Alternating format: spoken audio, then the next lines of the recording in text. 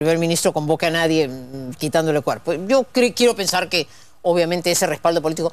No veo al presidente de la República porque no es su estilo, no es su forma de ser en este diálogo, porque su formación militar... Pero sí debería ser su labor, yo creo que su tarea hoy día... A ver, que el primer ministro de un gobierno, incluso este primer ministro que ha sido golpeado, que ha estado en toda la batahola de este tiempo, y que yo creo se da cuenta que por ese camino de crispación no conduce a nada, no iba por un camino, produce un viraje, y que el presidente de la República le diga a su primer ministro: te doy el aire necesario para que después de escuchar pueda ser capaz de ponerte un pequeño plan por X tiempo, que además él conciliará con el presidente cuál debe ser, pero que le da un aire, que le da un cierto respaldo. Eso no me parece mal. La figura del primer ministro es una figura central para producir eso. Pero además usted lo ha respaldado hoy día. Pero evidente lo hemos respaldado su autoridad y hemos dicho además que nos parece natural. Pero ¿qué pasa si se fuera el presidente del Consejo de Ministros en poco tiempo? Bueno, por eso, todo eso va, digamos, ya eso veremos entonces cuál es la conducta del gobierno después de este episodio.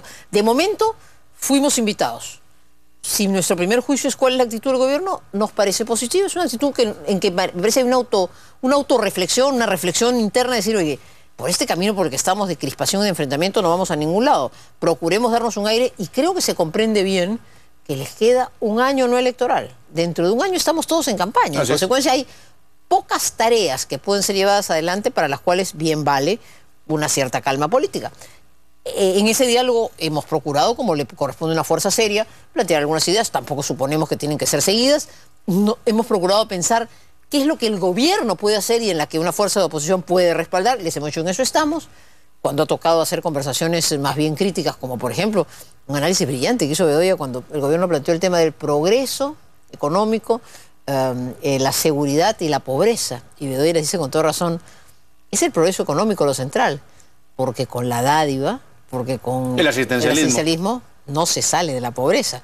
Era una crítica medular, ¿no es cierto?, al énfasis en los programas sociales, que son necesarios, pero que no son el camino para el desarrollo. O cuando hemos hablado de la minería ilegal y de la necesidad de tomar acción y de ser muy serios por los riesgos que eso puede suponer. Entonces, el diálogo ha tenido también sus momentos críticos, pero creo que en términos generales, ese diálogo civilizado y más bien natural al que deberíamos ir, yo creo que es un buen paso. Ahora, yo le decía lo del presidente de la República porque aquí de por medio, entre otras tantas cosas más, está el tema de la credibilidad. Sí, es verdad. La crisis que está atravesando el gobierno hoy mismo es un tema de confianza y credibilidad. Entonces, pensando o partiendo de ese diagnóstico, por eso yo le decía si no hubiera sido mejor que el propio presidente lo convoque, pero sobre todo, doctora Lourdes Flores, si la convocatoria hubiera sido sobre una agenda acotada, es decir, convoco a los líderes políticos de la oposición a discutir un paquete de reformas constitucionales, a discutir la reforma del Estado, por ejemplo, la ley Servir, a discutir 3 o 4 puntos. Sobre esto convoco y sobre esto pido diálogo. Puede ser, Mario. Porque quizás, aquí termino, si nada de esto al final se tradujera en una acción concreta de parte del gobierno, ustedes se pueden sentir absolutamente burlados. Puede ser que una forma de convocar, digamos, mucho más concreta sería decir, oye, yo lo convoco para este propósito. Puede ser también que fruto de esta ronda se convenga o se analice o se perciba que hay un par de cosas en las que el gobierno tiene voluntad política de llevarlas adelante y que encuentre el eco necesario. 2 de 200 que escuchará. Y dice, oye, en estas 2 he sentido que hay un respaldo, vamos sobre esas 2. Ya sería bueno. Pero puede ser, Mario, que finalmente el gobierno siga con su propia agenda y que nada de lo que se le ha planteado finalmente considere que vale la pena porque no se siente afín.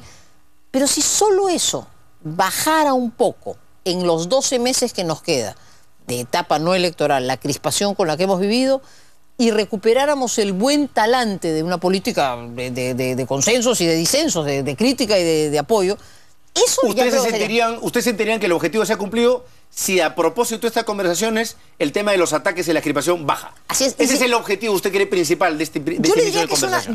Nosotros aspiraremos un poquito más que eso, ¿no? Digamos, yo creo que ese es eso yo lo he entendido como un acto de reflexión y hasta diría de autocrítica del gobierno. Es decir, oye, ¿a dónde estábamos yendo en este camino de choque? Me parece que a ningún lado.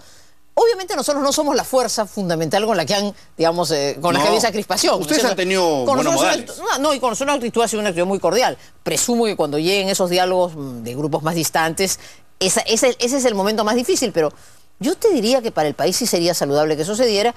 Mejor todavía si en adición a eso, un par de cosas, una cosa, un proyecto, una idea, pudiera lograrse.